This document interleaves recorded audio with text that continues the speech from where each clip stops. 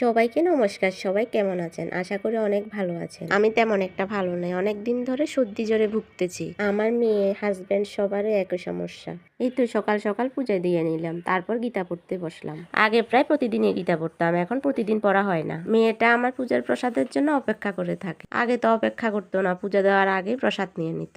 আমি পূজা দিয়ে তারপর সবার জন্য নাস্তা রেডি করতে আসলাম। নাস্তাতে তো প্রত্যেক দিনই রুটি করি। ওদের বাবাকে রুটি দিয়ে তরকারি দিয়ে দিলাম, আর মেয়েদের জন্য ডিম ভাজি করে নিলাম। তারপর চা দিয়ে বিস্কিট দিয়ে খেয়ে নিলাম। তারপর তো মেয়ের বাবা দোকানে চলে গেল।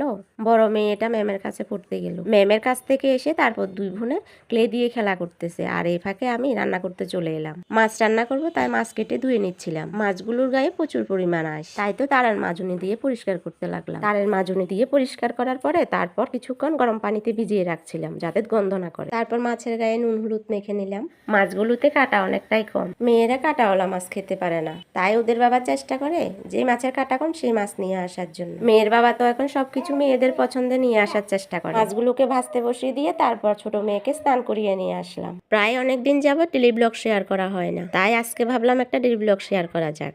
অনেকে তো আবার আমার ব্লগ ভিডিও দেখে মোবাইলে আর কমেন্টস করে আমার সামনে এসে, আসলে আমাকে খুশি করার চেষ্টা করে এই আর কি। ফেসবুক মামা যে লাইক কমেন্ট শেয়ার করার জন্য যে সিস্টেম দিয়েছে এই সম্পর্কে তারা অবগত নাই আর কি। এই তো আমি মাছগুলোকে এপিট ওপিট করে লাল লাল করে ভেজে নিলাম। মাছ ভাজাটা দেখতে কেমন লোভনীয় লাগছে না?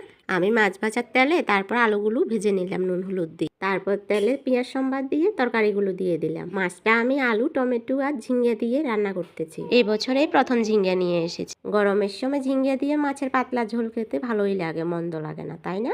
গরমে এই ধরনের পাতলা ঝোল খেতে ভীষণ ভালো লাগে। ঝিঙ্গের প্রচুর দাম কিন্তু এখন বাজারে। আমি তরকারিগুলো সব মশলা দিয়ে কষিয়ে তারপর ঝোলের পানি দিয়ে দিলাম। তারপর ফুটে এলে মাছগুলো দিয়ে দিব। আমি কিন্তু কোনো রেসিপি শেয়ার করতেছি না, আমি প্রত্যেকদিন যেভাবে রান্না করি সেটাই আপনাদের সাথে শেয়ার করতেছি।